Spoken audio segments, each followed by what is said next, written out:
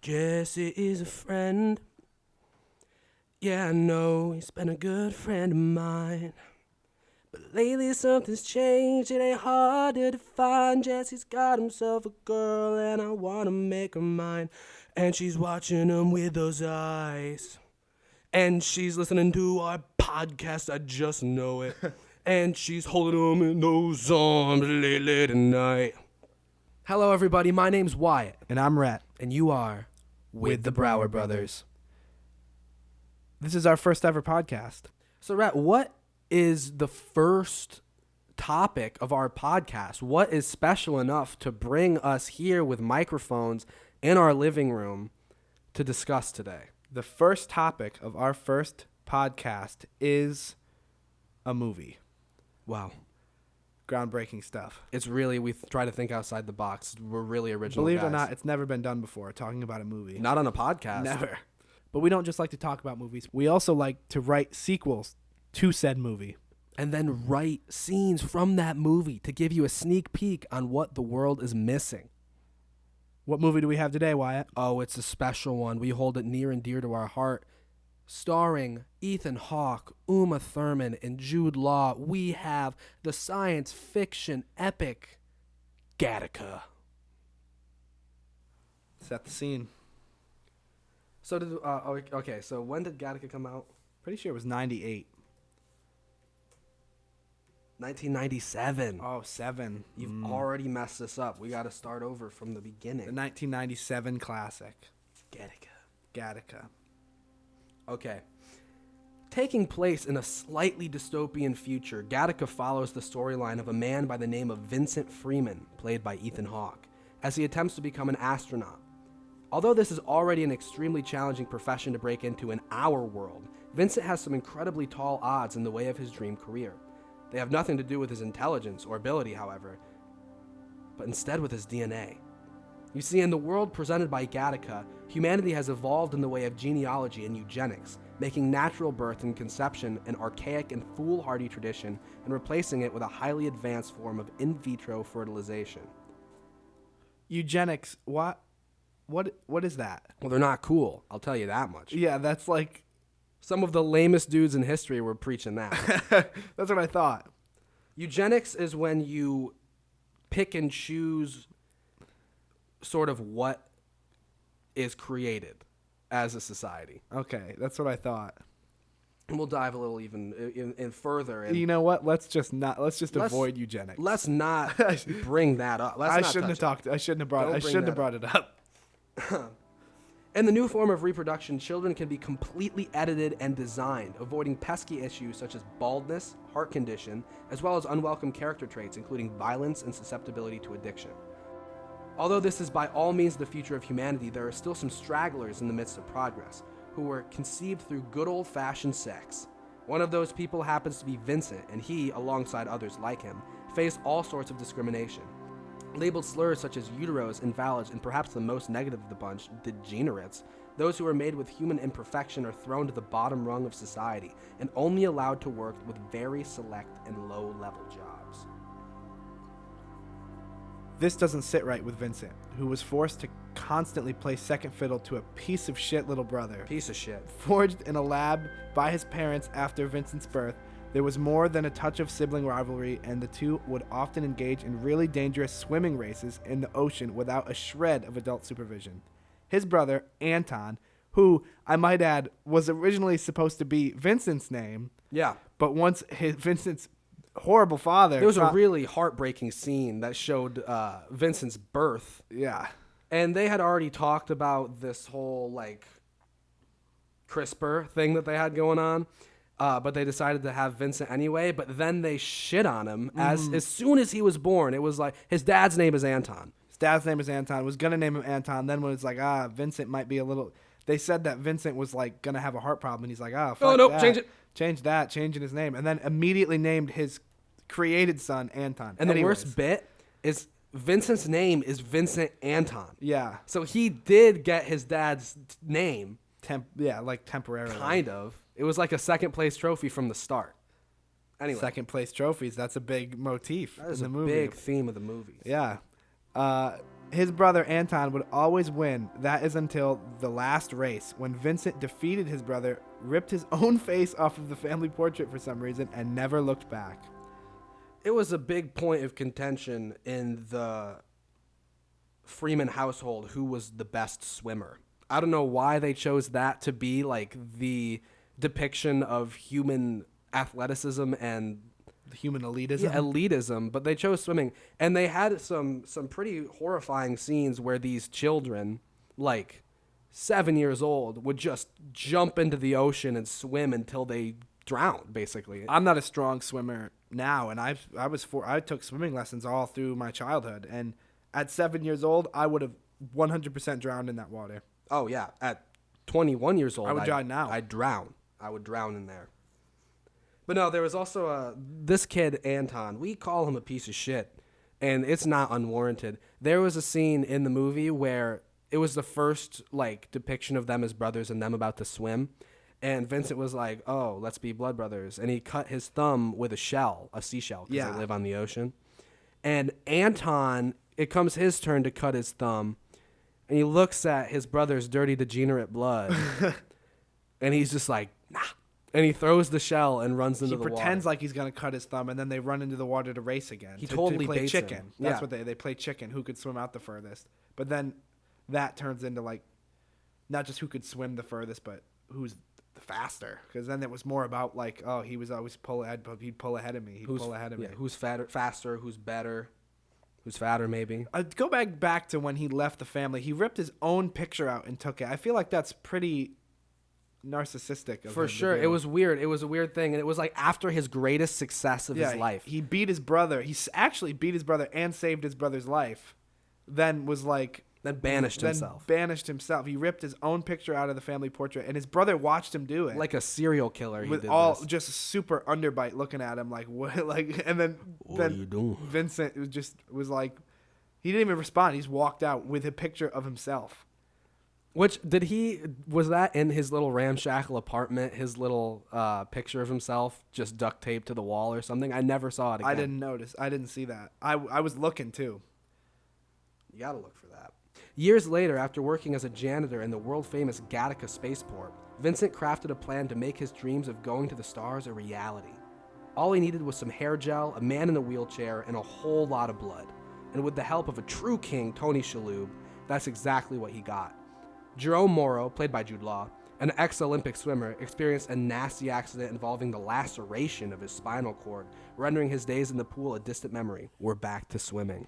Back to swimming. Now a suicidal drunk, Jerome has nothing better to do than lend Vincent his legacy. Going to great lengths to pose as Jerome, Vincent is even forced to surgically lengthen his own legs, changing his height from 5'11" to 6 foot. He only got 1 inch? 2 inches there. 5'11" to 6 foot that'd be 6'1". I said 6'1". Did No, I you say didn't. 6 foot? You said 6 foot. Changing his height from 5'11" to 6'1". And you know, despite my from up there, I have a question regarding Ask away. that. So we're in this future with all this technology. They can change babies to be whatever they want. They can lengthen legs. They made a point to show that they can make people to be piano players with 12 fingers. Yeah, that was a weird little bit that they had in there. With that in mind, why can't they fix Jude Law's back? No kidding. They hack away at Ethan Hawke. They show them using like a bone saw to cut this man and to make him grow 2 inches. And they showed This was like a back alley surgery too. Like Tony Shalhoub did it. He was in the house on the floor. Tony Shalhoub was a real weirdo in this movie. Also, back on that, the presence of Tony Shalhoub, although very, very brief, raises some questions with me as well. Okay, so in the movie, he's like this. The easiest way to describe it is like he's like a talent agent for misfit vitros, which is what they call. He like arranges anonymous hookups with uteros, with degenerates and valid men and made people. Which, these are all slang terms, by the way, for those like Jude Law who were created. Yeah, Ethan Hawke in the movie goes into great detail about all the slang terms. Made men. But either way, valid. Tony Shalhoub is here for like 10 minutes max in the movie. And gets 25% of all the money that Jude Law and Ethan Hawke make. They make money. Well, yeah, Ethan Hawke gets a job at GATTACA. So he's paying... at the point of contact with these people, he was a janitor. He was making janitor money. Yes. And I was so confused. I thought at the time, because I never saw him give any money to Jude Law. I never saw any money with Tony Jude Law lives with him, and you make a lot of money at Gattaca. I mean, did you see how Uma Thurman's house on the beach? It was very nice. They talked to... Ethan Hawke said that in the movie. He said, in return,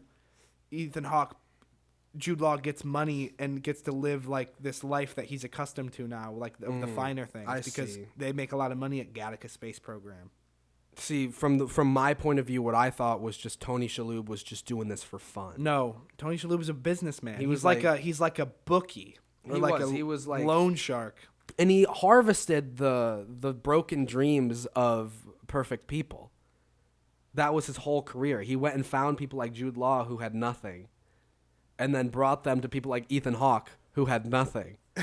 And was like, give me money. He was like, you're going to give me a lot of anything you get. And he did have a clause, if it doesn't work out or you back out, you have to give me all my stuff back and you have to pay a big fee. He said it like, you have to give all the equipment back, because he's the one who also provided, like... He supplied the lab. The lab, yeah. He supplied the lab. Who the hell is this guy? You could say that he's like a philanthropist. That's what I was saying. Like, I thought that he did it all for free. Like, he was like, I'm going to make your dreams come true. He helps people who are discriminated against break the chains of oppression. Yeah.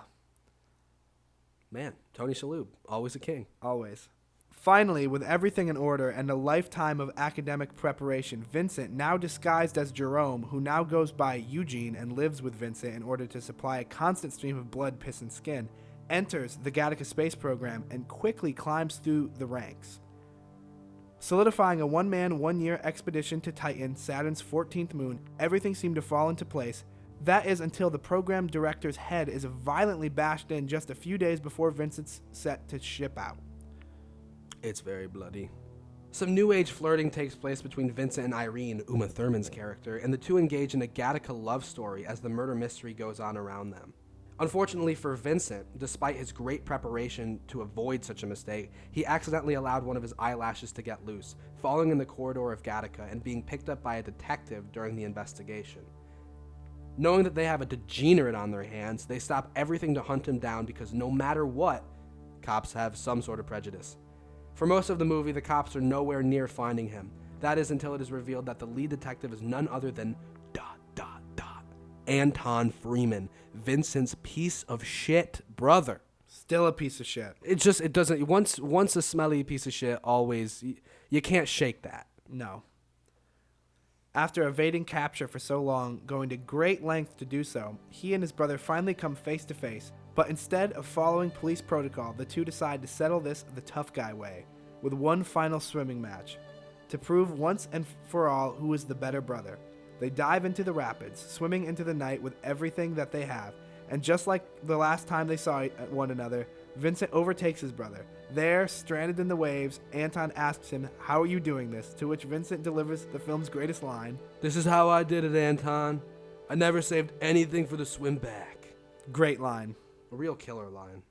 Anton, knew it was his brother the whole time because they keep showing his picture throughout the movie. Everybody else seemingly can't tell the difference between Jude Law and Ethan Hawke. They're like, oh, these two are interchangeable. They look just alike. They're identical twins. Indistinguishable. Yeah, but the character of Anton's like, oh, that's my degenerate brother, Vincent. He refused to believe that Vincent did what he said he was going to do, got into the Gattaca Space Program, and is going to the stars. It was to the point where he's like, my brother didn't do this, and he is a murderer. Yeah, and it also seemed his disbelief of his brother's ability to do anything also at times made it seem like he was stifling the detectives because he wanted to like, I don't know. It seemed to me at points He in the wanted movie, so bad for his brother not to succeed. yeah, and it was really weird. And at the end, there was this big confrontation in Gattaca Spaceport where he's like, you know what, Vincent, you're going down for this. You committed fraud. You might not be a killer, but I'm taking you in. And that's when the swimming happens. When he finally they finally came face to face, Anton was like, you might not have killed that guy, but you are a worthless degenerate, and I'm gonna report you. Like, he still wasn't gonna let his brother You're gonna just get a live his dream. demerit. Yeah. He could not get over All himself. Vincent wanted to do was go to outer space, and he did it. Beat all the odds, did everything. We're there was getting that whole ahead of quote it, about brother. how no one exceeds their expectations. If they do, they're remember the leader of the Gattaca space program said that nobody exceeds their what was it? Their expectations they set out for them. If they do, then the Gattaca didn't set the right expectations for said individual. Well, that's a really optimistic way to form a company. Yeah, but the whole idea is that is bullshit. Yeah. No legal action is taken against Vincent after he defeats his brother once more, and there is but one more day until he leaves for Titan. In the morning, after Jerome ominously shows Vincent all the blood and piss he has been collecting, stating that it could last him 2 lifetimes, Vincent goes to work, ready to climb aboard the ship. But this time, instead of in the pee collector's office, Gattaca has buffed security and put the routine pee collection at the front door. Despite holding 2 lifetimes of Jerome's pee, Vincent is incapable of using it for some reason, declaring to the pee collector that he almost got away with it if it wasn't for these meddling kids. Handing over his pee, his own pee that is, Vincent is convinced that it is all over for him and that Gattaca will know that he is a fraud. However, the pee collector, who frequently mentioned his son earlier in the film during the pee scenes, reveals that his child is a degenerate as well, and that he has known about Vincent's secret all along. Passing him through and lying on his behalf one final time, the P-Man saves Vincent's life, a true hero, and sends him on his way to space. The movie ends with Vincent pondering that perhaps due to his inability to fit in on Earth, he is returning home to the stars. To the pee collector, I think Vincent was making a statement piss. Instead of using Jude Law's pee, he pissed his own piss to the pee collector. Why? Because I think the pee collector kind of shot him a look like, I know what you're up to. And so like it's over for you. Yeah, because then he started talking about his son. And I don't know if his son was a degenerate because he said the line, "My son wasn't all that they promised." Yeah, see, like he's a made kid with flaws. With flaws. That's what I was getting at too. And that's kind of a reoccurring thing because Irene, Uma Thurman's character, Thurman. She's a made person. She's a vitro. And she has heart problems. Yeah, she's not all what she should have been. And Jerome, even to an extent, Jude Law, he talks about how he shouldn't have ever been second place because of his swimming prowess. Jude Law is never second place. No, he's number 1, even in the movie where he is number 2 to Ethan Hawke. To Ethan Hawke. Speaking of Jude Law, he inexplicably kills himself at the end of this movie. Yes. Like, they have an industrial-sized incinerator in the movie, in their lab, where Ethan Hawke frequently exfoliates the shit out of himself. He rubs stuff off his body with it. Yeah, like to get sponges dead and skin shit to and get hair. dead skin and like hair off of his body, and then they burn it in a human-sized incinerator, a cremation chamber. This is all because at the Gattaca, basement. if any sort of degenerate cells are found, it's like lockdown. It's like the scene in Monsters Inc., the 2319, and they go berserk. They lose their fucking minds if people are not made men in Gattaca. But my point to that is he does all this work to get his loose body hair off of himself, but then comes in with a full head of hair. Yeah. They never mention that. Why didn't he just shave his head? No, Is it because it would he'd obviously look like Jude Law? You mean he obviously wouldn't look like Jude Law? Yeah, obviously wouldn't, but he does to everybody else. The only person who can tell him apart is Anton. Yeah, and okay, so Jude Law kills himself, right? He climbs in the incinerator and burns himself up, and this isn't out of nowhere. It's revealed that Jude Law tried to kill himself, and that's how he got into the wheelchair. But that's not an arc. It's a bad arc. It's really bad. It's like, I found the love of friendship, But I'm gonna kill myself. He's anyway. like, I tried to kill myself. That's why my back is broken. Mm-hmm. I found purpose in life, so I'm gonna kill myself again. I'm gonna do it. Now that the second nobody's looking.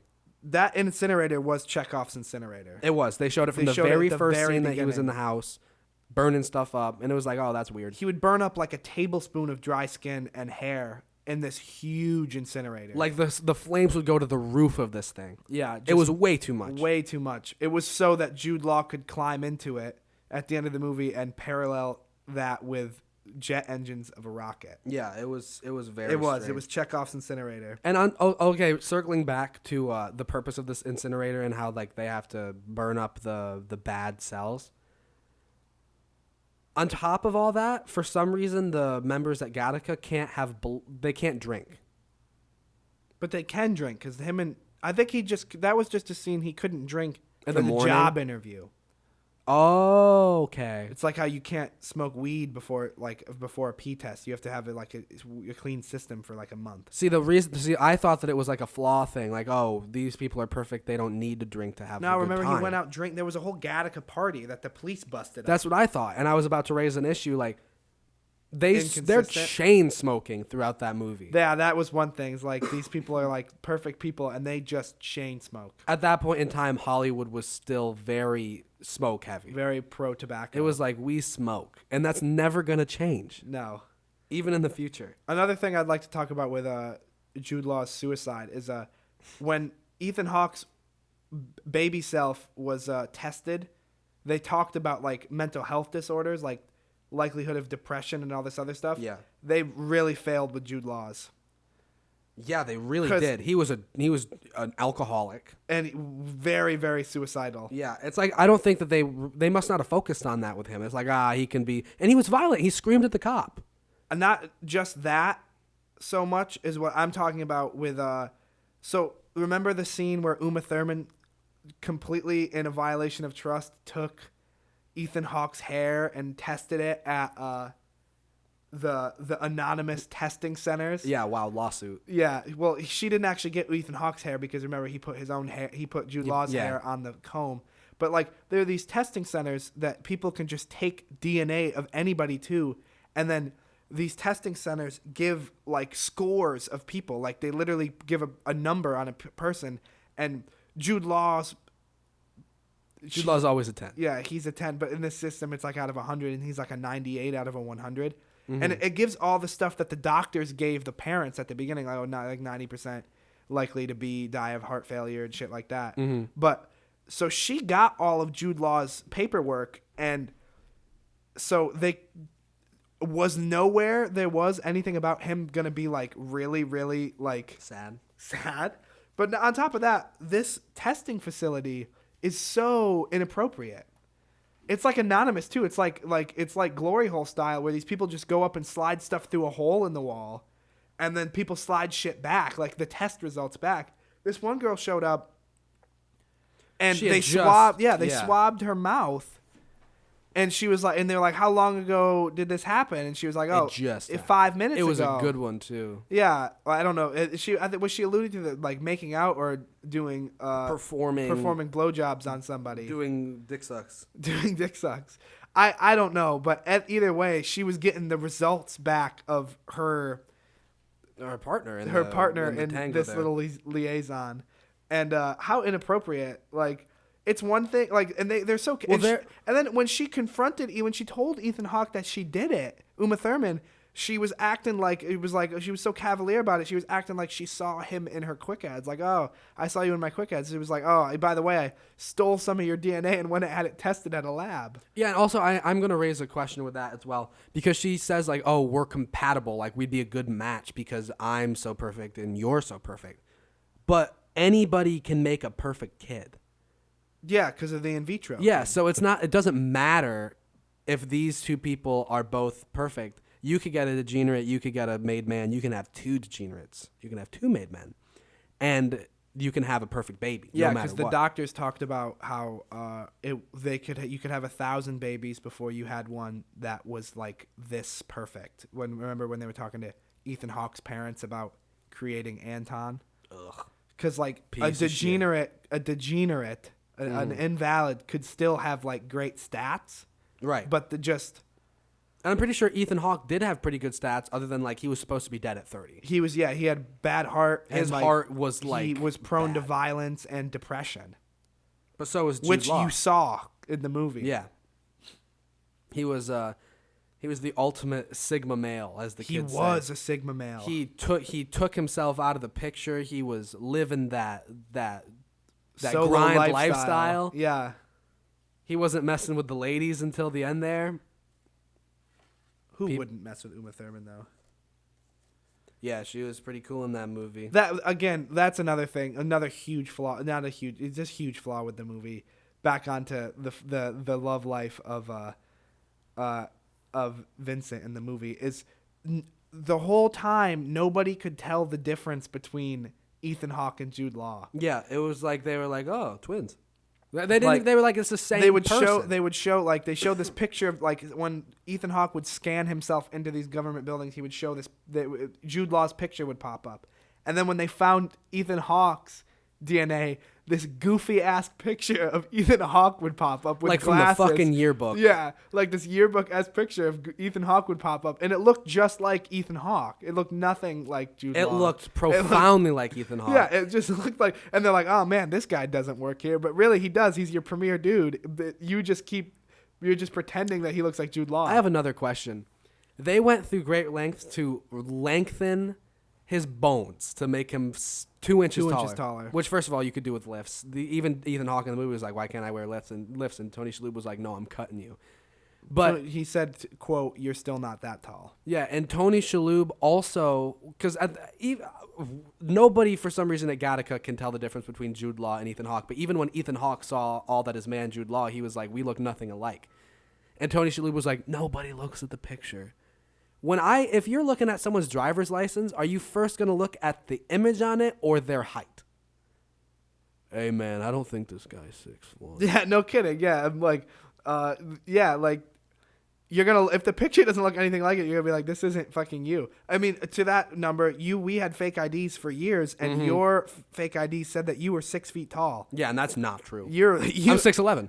Yeah, but no, you're like 5 inches shorter than 6 foot. Yeah, and not once did anybody say, hey, this guy's not 6 because foot. it had your goofy ass Ethan Hawke looking picture on it. It had my yearbook face. Yeah, it had your yearbook face. You know what it didn't have? Jude Law's face. No. This is a fake ID movie. This is, and he goes through so many. This is basically what Fogel did in Superbad. Yeah, he is McLovin. He is McLovin. But like instead of just those cops pretending in Superbad, everybody was like, yeah, that's Jude Law. That's definitely him. Makes sense. Carry on. There was a scene. All he had to do was put hair gel in.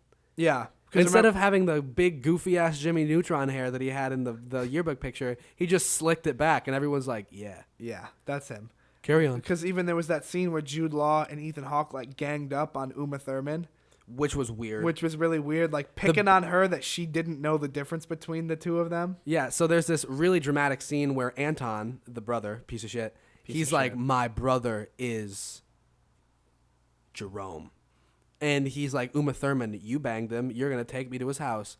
And she does. But Vincent, Ethan Hawke, is like, hey, Jerome, Jude Law, they're coming. You need to pretend to be me. And he climbs up the stairs, which, by the way, fun fact, the stairs in the house, which are a spiral staircase, is designed to look like a DNA, what is it called, a tetrahedron or whatever? Yeah, that makes sense. The stairs, I knew those stairs were super cool, and they'd show them all the time, and that totally makes sense. Another fact, Jerome, the name Jerome, comes from the Greek word. The name means, I have the exact name meaning right here. Let me pull it right up. The name Jerome... Eugene. The name that Jude Law goes by the entire time means well-born. And it's and on top of that, it's the root word of the word eugenics, which is what the movie's about. Yeah. And gene is in it. Yeah.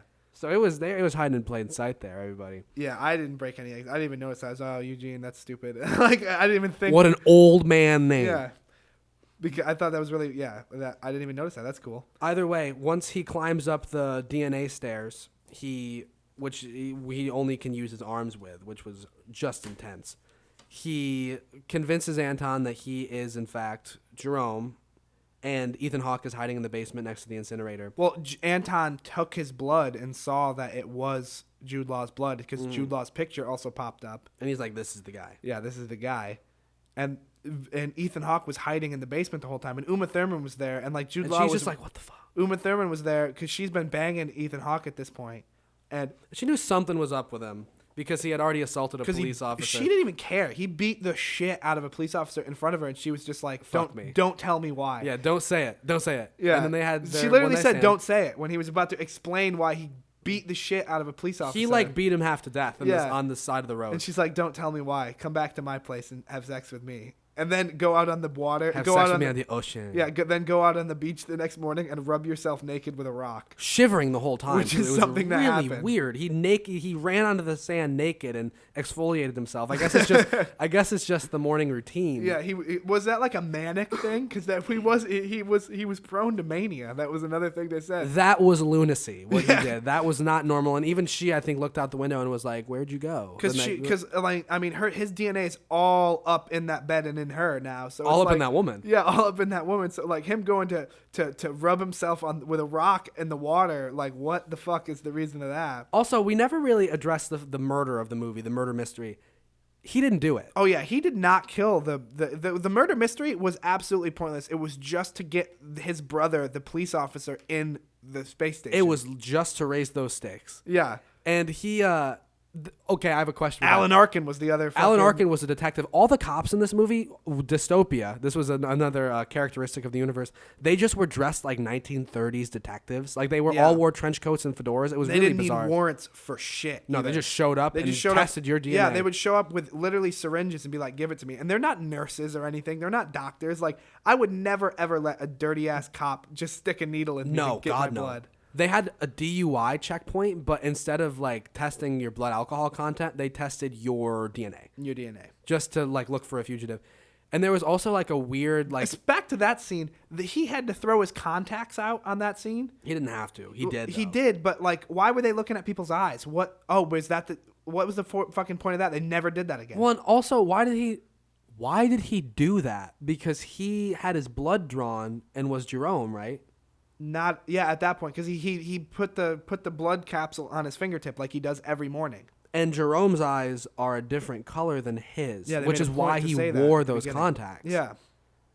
On top of like perfection, you have to have good eyes. Oh, remember, because after he threw the contacts out, she said something about his eyes looking different.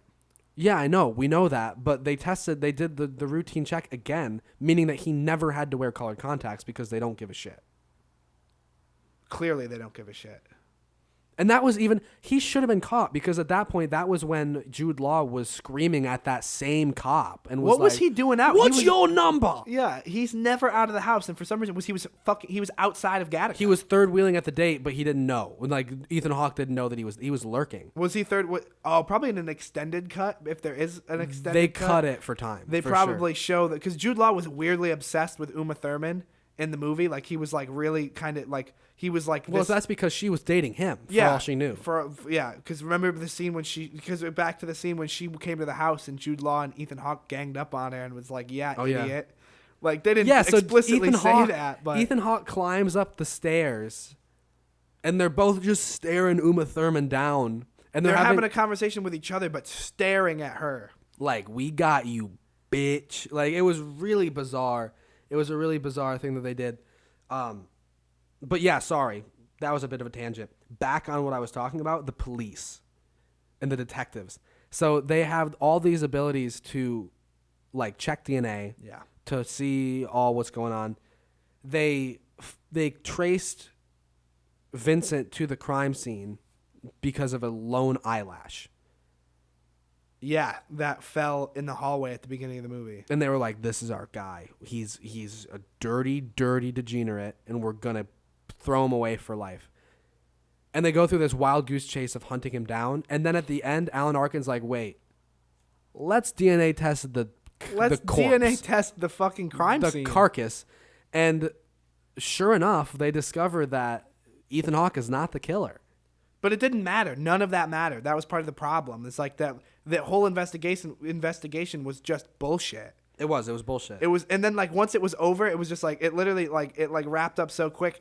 Alan Arkin was like, it was practically happened off camera. They were like, this was the guy. He spit in his eye. And which is stupid that he Yeah. would do that. But it was also really weird because that was the same guy that they had already been like, did you kill him? And he was like, no, man. And they're like, all right, it was just degenerate. Yeah. And then they let him go.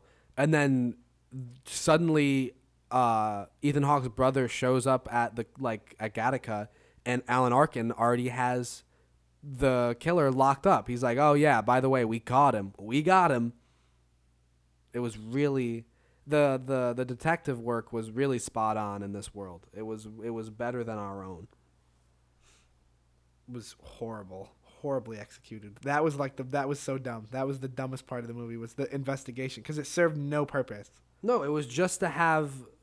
It was just tension. to put Anton in the building, and you didn't even fully know it was Anton. And you say that it has no purpose, but that was the plot. Yeah, that was the most important thing in the movie. This was a murder. Someone was murdered. Like the movie opens, so like the whole thing is like, oh, so we open up on Ethan Hawke, modern day, walking through the Gattaca security. He has to get his finger pricked to test his blood. He has to pee in the cup. The piss taker. They have to do several versions. They have to do a bunch of shit to verify that they are in fact these people every day. And it's like Goodfellas style. All I ever wanted to be was an astronaut. Yeah. And it cuts back and it explains the whole Him universe. as a kid. And that's like Act Just like 1. Goodfellas. It's even a voiceover. Yeah. They took Danny DeVito, executive produced. He's like, what's a pretty good movie? Gattafellas. Gattafellas. Yeah. But yeah, and that's the whole, and the first act explains the whole universe, and that's kind of like the backstory. But then the rest of the movie is propelled by this murder pretty mystery. much right at 25 minutes is when the murder happens. Yeah, and it seems like such a sideline plot throughout the whole movie, but name another one. Name another plot. Yeah. The fucking swimming. The swimming. And that's the thing, the swimming is brought together through the murder. The swimming, there's this whole circular thing with the swimming. I didn't know swimming was so cool. Jude Law was a swimmer, an Olympic level swimmer. Second place, silver Second trophy. place. Which he kills himself with. He does kill himself wearing the Olympic swimming trophy, Olympic swimming medal. But what I'm saying is, the whole thing is, Jude Law was second place swimmer. You know who else was a second place swimmer his whole life? Who? Fucking Ethan Hawke was a second place swimmer to his brother. Until he beat his brother. Michael Phelps wrote this movie. Yeah. But like the significance of Ethan Hawke beating his brother at swimming and Jude Law being an Olympic level swimmer is so ridiculous in comparison. Why did he make himself Cain in his own Cain and Abel story? Who? Ethan Hawke. He's the bad brother? Yeah, because in Cain and Abel, Abel was like the chosen kid, and God was like, "Oh, we love him," and that's what Anton was. And then Cain, his notable thing is that he kills him. He defeats his brother. Ethan Hawke was Cain. I don't follow that. We'll let it out then. You don't follow that? No. All right. I'm back onto the circular the fucking, because this whole thing is biblical. Another fun fact: the name of the movie was originally supposed to be The Eighth Day, which is like a reference to that's really religious. Yeah, it's like the biblical day of creation. But another movie came out the same year with the same name, and the guy was like, "Damn it! Now we got to call it Gattaca." And I think Gattaca's so much cooler. This would have been like a Daystar production had it not been called Gattaca. Yeah, it could have been. I didn't know that. That's crazy. This is like this is a religious movie. That makes sense because it's not a religious movie, but it is. Yeah, but like a lot of religious undertones. Yeah, for sure, a lot of religious undertones, and like the whole thing is like God's better at making us than we are. Get over it. Like that's like I think the message of the movie, because when the humans try to make these people, they start to diminish. Like we hold that above the original people. That makes sense that they start to change because Uma Thurman doesn't look explicitly human. She looks like an alien. Yeah, so like when you start hottest alien. When you start messing with genes, you'll get like They don't. Are you calling her a defect? No, I'm not calling her a defect. I'm saying that she is different than the rest of us. She does not look ordinary. She Yeah. doesn't look like Ethan Hawke. No. Ethan Hawke Hawke looks profoundly human. He's extraordinarily ordinary. Yeah. I have some other fun facts. Lay him on me. So, Gattaca was a total flop. Like it's highly rated. It has a huge following, but it cost $36 million to make and only made around 12. It made like 170 like gross for worldwide. Is that like since it came out? Probably. Like with DVD sales? Because it's a huge streaming? cult classic. From the sources that I found, it only made $12 million at the box office, which is Yeah. extraordinarily low. I mean, like $36 million isn't like the most expensive movie in the world, considering that there's like, what was the budget of the new Avatar movie? Ungodly, like 500 million. We will probably be covering that one, writing our own sequel to Avatar 2, The Way of Water. But yeah, anyway, so it made around a third of what it cost, which is pretty bad. But it's weird because it had a lot of like prominent actors. I don't know about for the time, 97. I don't know if Ethan Hawke was like Ethan Hawke at that point. I don't know if Uma Thurman was like Uma Thurman at that point. But it had like really cool promotions for it. Like they had a bunch of trailers and stuff. But one of the things was like an advertisement where you could call a hotline and design your own kid. Really? Yeah. And like it got like a bunch of phone calls, and there was also like a news report, like a news ad where you can like, oh, come do this like Gattaca thing, and you can get like make a kid. Like they had a bunch of cool stuff. You think they Gattaca'd themselves out? Like you think they did too much? Everyone was like, this movie's gonna be weird. No, not just that. Like they were over it by the time it came out. It might have been that. It might have been like that. Because like I mean, there's flaws to the movie, but it's not. I love it. It's good. There's some lines in that movie. There are. Bars It was written in by the the poetic Michael Phelps. Yeah. He was really going in. On top of that, I have another fun fact. The movie's ending is him like going to the space, and he's like, "Oh, I'm returning home," as Jude Law's crisping himself. But the original ending actually featured like this weird little montage, and it showed images of people like Albert Einstein, Abraham Lincoln, John F. Kennedy, and like other prominent figures. And it was like talking about their flaws and how if genetic like tampering existed when these people were around, none of them would have existed, and our world would have been different. And then it like listed their diagnoses. It was like Albert Einstein had dyslexia, Lincoln had Marfan syndrome, and Kennedy had Addison's disease. And it was like the ending. I don't know what any of that means. Someone dyslexia, does. I know what that means, but the other things. Yeah, but like it was just showing like people have imperfections. Like these are things that happen, and it ended with stating that the viewer, you wouldn't have been around if like genetic engineering was a thing. And during the original screening of the movies with like test audiences, people were like, cut that out because they didn't like the idea that they were genetically inferior. Yeah, I know that. That comes across as creepy to me too. Like I didn't like that. Hey man, hey you little insuperior little shit. It's just like for the movie with the religious undertones. Now that has been brought to my attention, I see a lot more it's of there. them. I don't need to get preached at as I like at the tail end of everything. Yeah. Like after I see the weird religious movie, I don't need to get like preached at about. Well, and even him returning to the stars, him going home. Yeah, That's like that could even be like an allegory for like heaven and stuff. It's weird. It is and weird. I didn't track this. Yeah, I'm blown away, but because there's a lot more. I didn't track this until like this afternoon when I was thinking about the movie and like how I even when I read that it was like originally called The Eighth Day, I was like, is this movie about Jesus? Because they called regular kids, they called them godchildren. And that was supposed to be like an offensive thing, them calling them godchildren, which didn't make sense. He's better than everybody else. So he's a godchild, God's child, like the Christ figure. That's in the movie. right. Exactly. Yeah. Weird. I don't know. It's weird.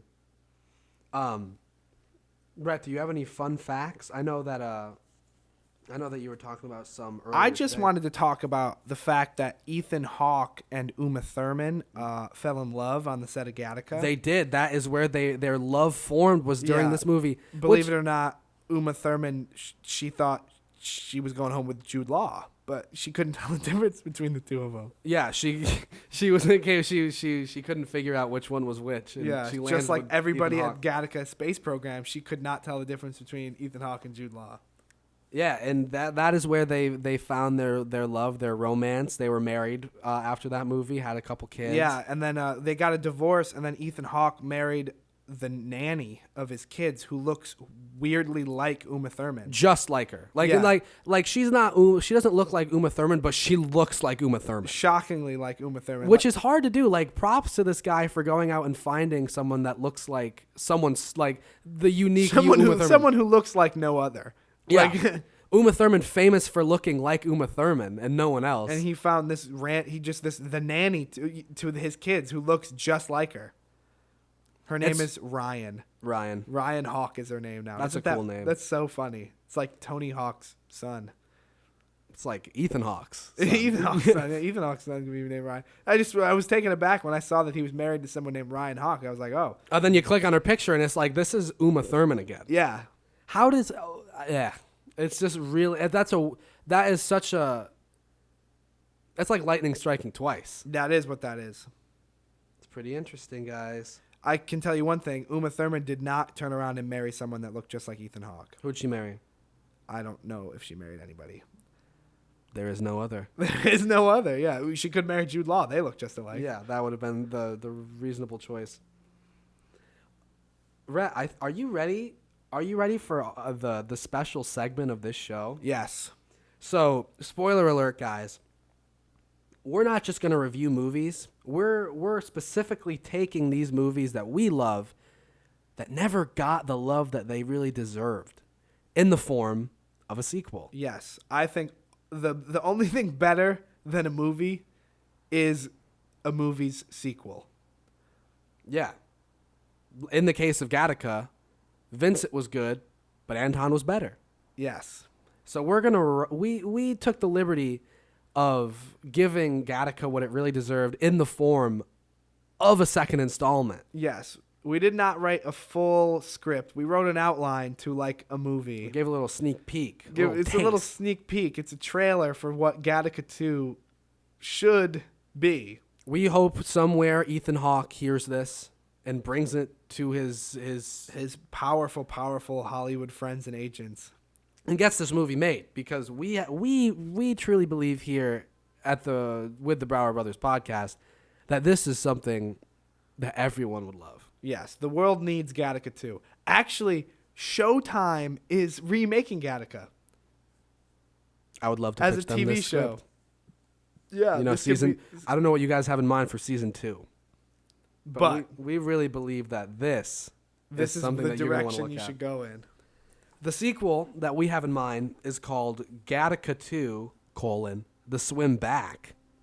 Perfect title. And I think that we're just going to dive right into it.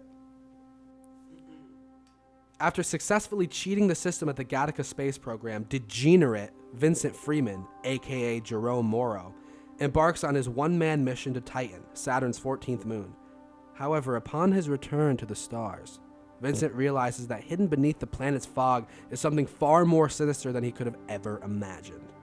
The story takes place almost immediately after Gattaca left off, following Vincent and his spaceship, approaching Titan. His eyes are bloodshot from his long journey and his face covered in stubble to signify a passing of time. He is overjoyed to see the moon, his dream vacation, but as he breaches the atmosphere, he is met with a bit of a surprise. He is not alone. Crash landing on the planet, fading in and out of consciousness, Vincent crawls from the wreckage to reveal a gaggle of Titanese inhabitants. Standing over top of him, wielding weapons and speaking a strange language, he is taken prisoner by these creatures, their skin a pale blue and their hair a shiny titanium silver.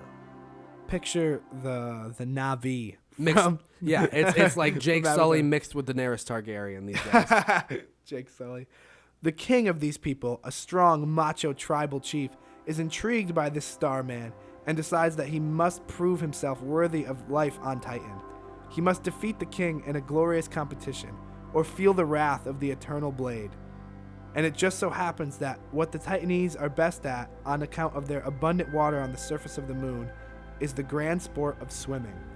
In a wild race, Vincent and the king rip at the waves, each one trying to overtake the other.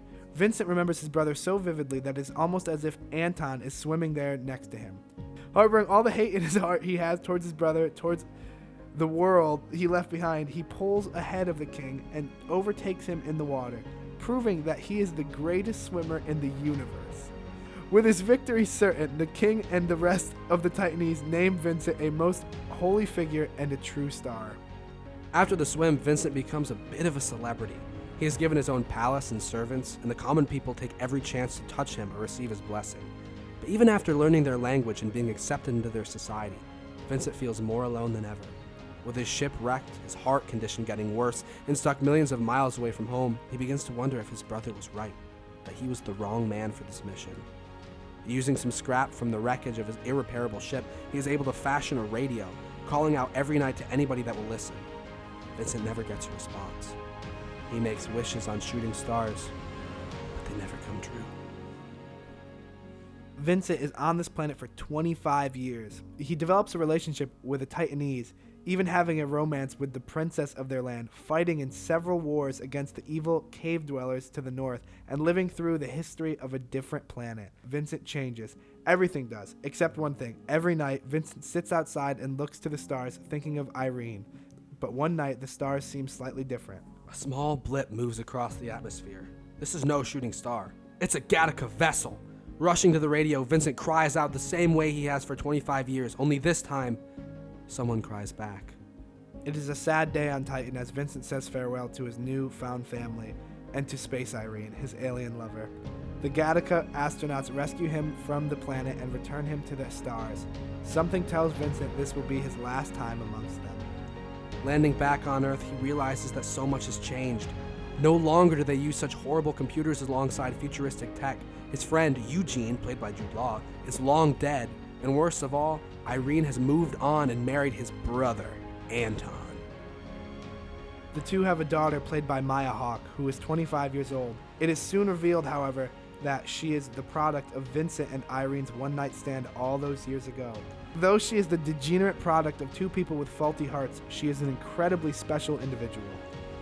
Irene instantly falters upon Vincent's return and divorces Anton, who curses God for making him such a piece of shit. The family is reunited and Vincent, Irene, and their 25-year-old daughter move in together and live happily ever after. But now at night, Vincent keeps the shades closed, uninterested in the stars, and only concerned with what's going on at home. The end. We hope you guys really enjoyed that. But that's not all. No, of course that's not all. We couldn't leave it at just plain old synopsis. We went ahead and wrote a scene for you guys. Just so you know that we're serious. We take Gattaca very seriously. And we hope you do too. By the way, guys, if you haven't seen Gattaca, go watch it. Watch it. It's great. Despite us just talking about it, you could have been watching Gattaca. Yeah. It's almost as long. It's almost as long. Fade in. Exterior. Uma Thurman's house. Night. Vincent stands holding every belonging he owns in a duffel bag outside of Irene's door. He lets out a staggered, nervous breath before bringing his knuckles to the door. Knock, knock, knock. Halfway through the third knock, the door swings open, revealing Irene, 25 years older, but as beautiful as Vincent remembers her. Her piercing eyes look almost through him as he stands on the door. He is almost breathless. I was taken by the wind. Vincent smiles. Irene remains cold, looking at the man she used to know. Is it okay if I think it's better if you stay out here. After all, wouldn't you prefer to be with your friends? Irene looks up to the night sky, the stars dancing among them. I don't care about the stars anymore, Irene. I don't care about stars or space or even Gattaca. Every day I spent out there, there was only one thing on my mind, you. Vincent grabs Irene's hand, and for a moment she falters, only to reaffirm her disposition, pulling violently away. Well, I didn't have the luxury to do the same. I was given responsibilities by you. Mom? Standing in the doorway is Hawke, their 25-year-old daughter, looking at them in confusion. She wears a pair of glasses like Vincent. She is clearly his child. Is everything all right? Yes, darling. Just talking to a ghost. Maya Hawke re-enters the house, and Vincent is torn to pieces, looking to the space that his daughter just stood. That's my child. She's our child. But what about her heart? The combination of our genes. It must be catastrophic. Her heart isn't ordinary. Vincent swallows a lump in his throat. It's the biggest heart the world has ever seen. Capable of pumping all the blood she needs and more. She's on track to live for several hundred years. Vincent's eyes well with tears of paternal joy. But no degenerate has ever lived that long. That's the thing, Vincent. You are the authority of what is not possible. And with a little love, anything is. Fade out. Now that's a tearjerker right there. Yeah, That's some powerful stuff. That's powerful writing. I love the callback to the original movie. What, taken by the wind? Taken by the wind. That's my favorite part. We believe this is truly something special. Yeah. It's just something we like to do in our spare time. You know, and we hope you guys continue to tune back in. We're trying to be releasing 2 of these a week probably, with different themes. I don't know. Yes. I don't know. We don't know. We're still learning we're still learning. Yeah, this how is to do just this. kind of like just winging it right now. But you know, tune in to the Brower Brothers podcast. Hopefully soon we're going to have here with the Brower Brothers. Yes, today's episode is GATTACA with the Brower Brothers. GATTACA with the Brower Brothers. Hopefully soon we're going to have more movies and more guests. Yeah, we So got stay a lot of tuned. people wanting to come record. A lot of celebrities have been knocking on our door. Yeah. Just They to want to say come the least. record a podcast in our living room that smells like Stew. We got a very stewy house. We have a stewy apartment with no couch. No couch.